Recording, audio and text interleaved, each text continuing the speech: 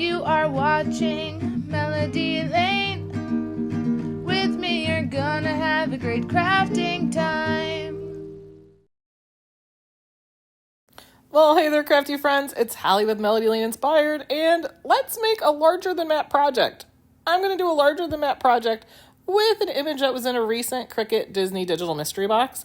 I love the digital mystery boxes because they always have great characters, which great characters make great larger than map projects. Perfect for like birthday parties, baby showers, etc.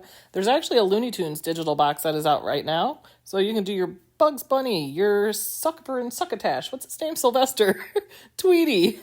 So I'm going to make this easy by doing it on my Venture since I can cut it so big. To begin, I'm going to go ahead and take the back piece here, which is the size of the entire thing, and I want to figure out first how I want to slice this. Now first I'm going to grab a square. I'm going to be using 24 by 28 inch cardstock here, so I'm going to go ahead and make my square 23 by 27 inches. That way there's just an inch on each side. And you would use the same method, which regardless of which machine you use, you would just have to adjust the size of your rectangle here you're using to cut. So if 12 by 24 inches is as big as you can cut, then you would make the square that size. And then it would be the same process, but you would just have more pieces because the bigger piece, you can obviously do less pieces. Now once I get this the size I want, I can go ahead and play with it and figure out where I think we can slice it best. Now you want to remember when you do the slices, it's best to put them in the smaller areas. Now this is the back piece, so this is mostly going to be covered. So not as important here, but definitely when you get to the front. So I just play with it a while and figure out, hey, how can I cut this that will work best, that pieces will go together good. I don't want to cut small pieces in half. After I messed with it for a little bit, I discovered that like this area here is a good area. I'm going to cut the one arm off to put on. But this was still grouped, so I'm just going to go ahead up here and ungroup it. And then I'm able to select my rectangle and then shift and select my shape and hit slice. And then we're going to go ahead and delete the pieces that we don't need here. I was really hoping I was able to just cut this in half up and down, but size-wise it just didn't work. That would have been awesome though, just 2 pieces. So after our first slice, this is the piece we're left with here, but we can go ahead and make this piece smaller too. So all I have to do on this piece is I'm going to go ahead and duplicate it. Then we can click contour, and then we can go ahead and contour out so it's 2 different pieces. So you'll just hide the contour of the other one you didn't have. So on the one I left the head, and then on the other one I left the hand. And now that's in 2 different pieces. Now with this piece's placement, I just really want to make sure I'm not cutting that antenna in half on the top because that's a small piece. There's no need to do that. So at this point, you want to make sure they are right close to each other. So I'm going to zoom all the way in and make sure that I get these touching each other. Because if you don't, then when you slice, you're going to have a slice. You're going to have a slice that's not included, which you can always undo, which I've done. But then I just undid it, adjusted, and then sliced it till it came out perfect. And then always just delete the pieces you don't need, and then you're left with the pieces. Now we have reduced this down to what we need. I have this in 4 pieces, and I'm going to be able to cut that on the size of cardstock that I'm using. But actually, I'm going to end up using poster board for that back piece anyway, just so it's a little more supportive. Now I'm just going to go through piece by piece and see the size of them and see what ones I need to cut down. And this is awesome with the Venture because I don't have to cut many down. Now this one here is bigger. As you can see, it's 29.45 inches. So this one we're going to have to go ahead and break apart. So the first thing I'm going to do is duplicate. And then first let's hit contour because here we can go ahead and select different pieces. So we can automatically get them to smaller pieces without slicing. And I realized after contouring that this piece is the only piece I can use that I don't need to slice in the light blue. But I also realized that I didn't have this color in larger cardstock. I only had the color I wanted in 12 by 12 cardstock. So I actually want to get these pieces down to 12 by 12. So here's what I did there. I went ahead and grabbed a square and I looked, where can I cut these? Now this will be shown on the front, so we don't want to make any cuts any large areas because the larger of the cut, the more able you're going to be able to see it. So I looked and said, okay, where can I make the smallest cuts to cut these apart? And it's going to be right there at the planets, and then it's going to be right there down, which is like the leg of the pants where it's split. So here I've just took a little square and I'm going to go ahead and this is right where I want to slice it there. So I just selected both of those and hit slice. Now you can go ahead and delete those black pieces. You're not going to need those. Now again, let's hit contour here And once we hit contour, you can see that I've now broke that into 2 pieces right there where the planet is. So I can go ahead and contour. So that piece there is a piece by itself.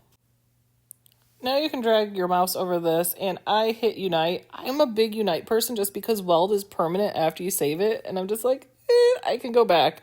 I'll show you later on why weld would have been the better option right here.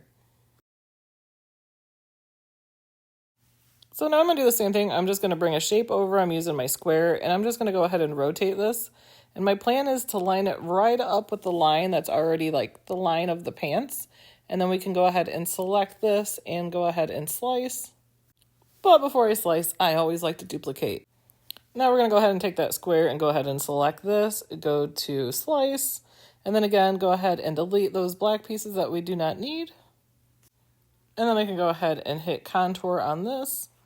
And then I'm just going to hide all the contours besides the piece I'm working on right now, which I'm going to go ahead and leave this piece alone. And then I can go ahead, drag my mouse over it, and then either unite or weld. And now I have those into 2 separate pieces. So now I'm going to show you why earlier when I said, oh, I should actually weld it here, and I just did unite, this is why here. So here's what I'm wanting to do. I'm wanting to contour these. But as you see, contour is not highlighted. I can't contour it. So what am I going to do? I could undo the unite and weld them, and I could contour it, but I wanted to show you something. You can use this trick too when you upload an image, because uploaded images will never give you contours. If you want to turn something into a contour that doesn't have a contour, just weld a piece to it. So here I just took a little circle and welded it, and then bam, now I'm allowed to contour. So then I can go ahead and grab that piece I need. And you'll duplicate and then contour out till you have all the pieces. And then after you have all that done, just go ahead. I'm going to go ahead and group this. That way I can go ahead and move it back over onto my alien. And I want to resize him a little bit. I want to get him as tall as I can, but he needs to be a little bit more narrow to get him taller. So I have it unlocked so I can rescale him. So I have him, he is almost 34 by 40 inches large. And that's all the slicing I have to do because the rest of the pieces fit on cardstock. So I didn't have to do any more slicing. That 24 by 28 inch cardstock from Cricut is phenomenal to work with projects like this especially. So now we can move on to cutting our project. So for this, I'm going to be doing this on a mat, and I'm going to be using the 24 by 28 inch mat. I didn't want to waste all this material, so I just went ahead and clicked on my hand, and then I can bring it down into here. The reason I didn't automatically do it, as you can see, the box around the image is what size the image is. So, but this can go ahead and fit within there. And actually, there was a second green mat, and I didn't even look at it, and all it had on it was a hand. I could have hit those 3 little dots that you see on the hand there, and then you would click Move Object, and then you can choose to move it onto another mat, so I could have moved it onto that green mat. And for all this, minus the back, I'm going to be cutting this with medium cardstock, so I'm just going to go ahead and select that. One thing I love the Venture too, it tells you step by step, which a lot of this, if you have it set for the big mats, you don't have to adjust each time. You can just put a mat in and cut. But if any of these steps are missing, it's going to tell you. Now let's watch the magic happen. I'm fascinated watching this because it cuts so quickly.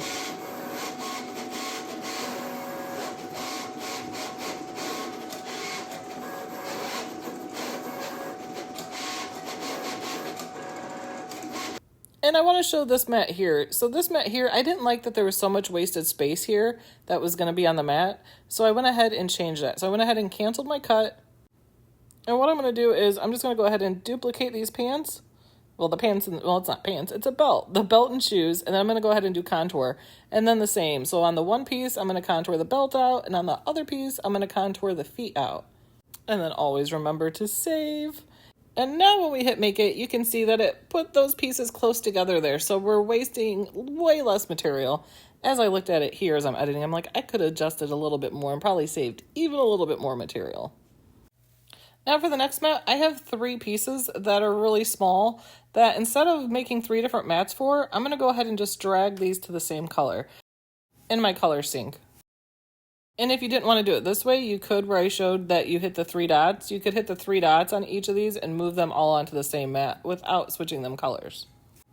Now I'm just going to go ahead and place these on my mat, and you just want to pay careful attention to where you're placing them. That way when you place the correct color on the mat, so the orange where the orange should cut, the yellow where the yellow should cut, and then the brownish where that should cut. So I always like to give myself a reference point, that way I know where to put the paper. So for instance, my mouth is in between those 2 certain inches, and then I moved the ring of the planet over so it's right up against the inch. So it just makes it easier when placing your paper on. Now the little planet does have pen drawn on it, so make sure you put your pen in clamp A. Here it says infusible ink marker, but I just didn't change it. It was actually a regular Cricut marker that I used. So when you cut it, this is what your mat would look like. I cut a whole rainbow on a mat the other day. That was so satisfying. And after you've cut all your mats, now it's time to assemble it. So the first thing we're going to do is take our base pieces and we're going to flip them over because we're going to tape them together on the back side. Hey, and by the way, pool table works great. I finally found a use for my husband's pool table. This makes a really big craft table. Just don't tell him I glued on it. The first thing we're going to want to do is tape these together. Now, I am using painter's tape, and that's because we're not going to see the back. If it was something you'd see the back on, I highly recommend using clear tape. But I find it easier to do smaller pieces to join the pieces together versus start with a big piece, because when you're doing a long piece of tape, it can be very easy to get those pieces a little cockeyed and not together. So I just start with the little pieces, and then I take a big piece of tape and then go the entire length of that section. And you want to make sure you get right up to the edge with the tape, because otherwise you'll have a separation there. So here I'm just taking my scissors and I'm just cutting because that seam comes right down, so I want to make sure I have that fully taped. So I just cut the excess tape there off of the arm. Now we just flip it on over and we are ready to start attaching our front pieces.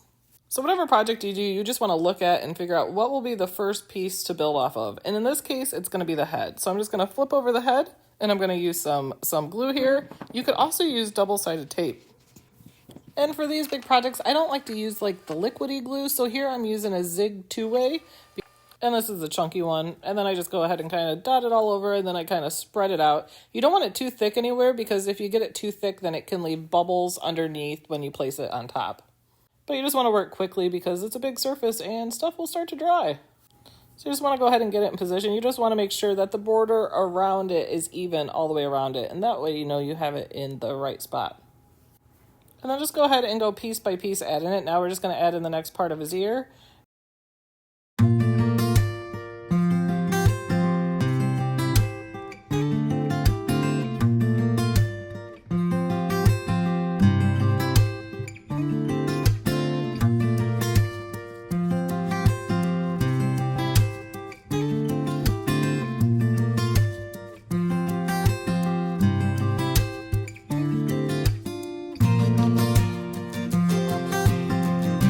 Now for this piece, we just want to make sure that that seam is going up. At first I thought the piece was cut weird, but it wasn't, because that crack, like the pant leg, is only supposed to go part the way up, and then that other seam is supposed to be butted right up against each other.